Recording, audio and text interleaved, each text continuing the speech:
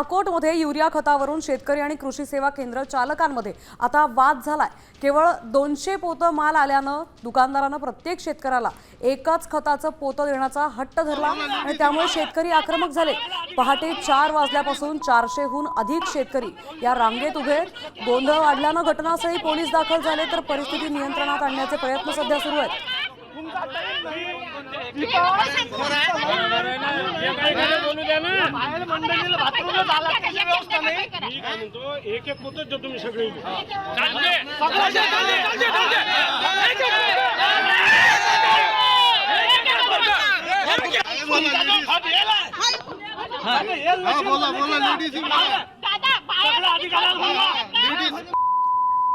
थेट अकोल्यातून आपले प्रतिनिधी अक्षय गवळी आपल्या सोबत आहेत। अक्षय, नेमका काय प्रकारे युरिया खतासाठी आता शेतकरी आक्रमक झालेले पाहायला मिळतात?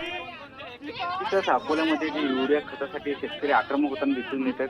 अकोला जिल्ह्यातील अकोट शहरामध्ये आज म्हणजे रात्री 3 वाजतापासूनच पहाटे जवळपास शेतकऱ्यांनी मोठ्या रांगा लावलेल्या आहेत। कृषी सेवा केंद्रासमोर शेतकऱ्यांच्या रांगा दिसतात। या रांगामध्ये महिला आणि शेतकरी असेल, त्यानंतर पुरुष शेतकरी असेल, मोठ्या संख्येने रांगेत लागलेले आहेत। युरियासाठी शेतकऱ्यांची रांगा होत आहेत। मात्र आज 9 वाजतापासून युरिया वाटप व्हायला सुरुवात, म्हणजे टोकन द्यायला सुरुवात झाली होती।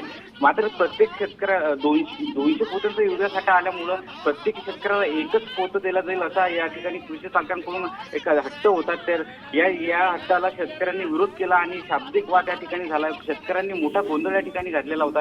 ही परिस्थिती कुठेतरी नियंत्रण येत नव्हती। अखेर कृषी चालकांनी या ठिकाणी पोलीस बंदोबस्त या ठिकाणी मागावा लागला। पोलीस या ठिकाणी अक्षय, धन्यवाद आपण दिलेल्या सविस्तर माहितीबद्दल। आपण पाहतो युरिया खताचा आता तुटवडा अकोल्यात जाणवतोय, शेतकरी आक्रमक झालेले पाहायला मिळतात।